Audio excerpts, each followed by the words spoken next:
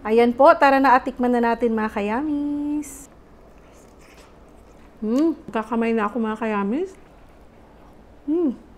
Isda. Para ka na din kumakain ng karne. Hello mga kayamis! Putserong isda naman ang lutuin natin. Tara, samahan niyo ako. Let's do this! Gagamit ako dito ng virgin coconut oil para mas healthy. Pwede kayong gumamit ng kahit anong oil. At pag mainit na, stir-fry na natin itong ating carrots and patatas.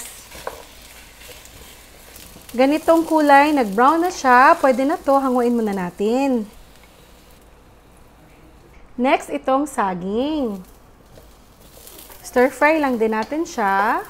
At ito naman, pag ganito na yung kulay na medyo tostado na siya, pwede na to. Hahanguin na din natin.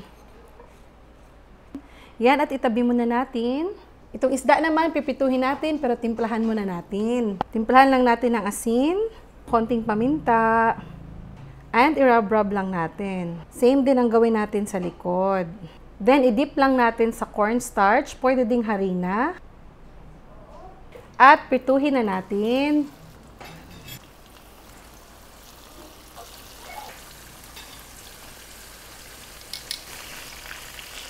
So, okay na to mga kayamis. Hanguin na natin isa-isa. Okay, at itabi lang muna natin. So, ngayon, magigisa na tayo. Coconut oil ulit ang gagamitin ko. Igisa na natin ang ating mga aromatics. Unahin natin itong sibuyas. Bawang. Ang dami ng bawang, no? Konti lang gamitin natin. At pag ganitong translucent na yung ating sibuyas, maglalagay na tayo ng 1 kutsarang tomato paste. Ayan, igisa natin para kumapit yung lasa ng ating tomato paste. Maglagay na din ako ng 1 basong tubig. Malaking baso yan. Medyo kukulangin, dagdagan pa natin. Isunod na din natin itong ating carrots and patatas. Timplahan din natin ng asin, pamintang durog. At para mas lalong sumarap, lagyan natin ng Knorr cube. Halo-haluin. At takpan hanggang sa kumulo. At eto, kumulo na nga siya. Lalagay na din natin itong ating mga saging. Yan. Maglalagay din tayo ng tomato sauce. Ayan. Halo-haluin lang natin para ma-make sure na ma-dissolve talaga yung ating tomato sauce. Takpan natin at pakulan lang natin ng mga 3 minutes.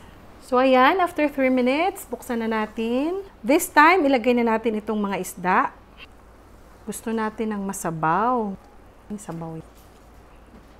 Maglalagay din ako ng pork and beans. Halo-haluin. Ayan. And lastly, ilagay na natin itong ating mga bell pepper. Atsal pala to, siling atsal. Ayan. Wow. Wow. Yan, At lumapot na din yung ating sabaw.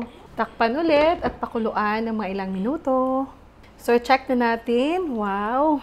Ito na yun mga kayamis, Ito na mga kayamis. Luto na itong ating putserong isda. Patatas at carrots. Saging. So, ito na mga kayamis ang ating putserong isda. Tikman na po natin. Thank you, Lord, for this food. Amen. Kain mga kayamis. Ito unang subo para sa inyo mga kayamis.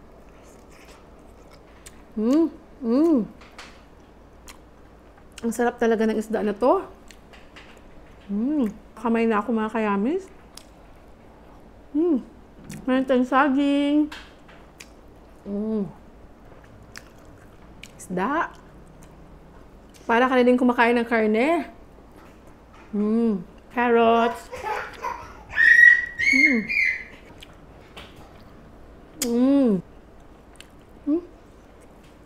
Sarap naman.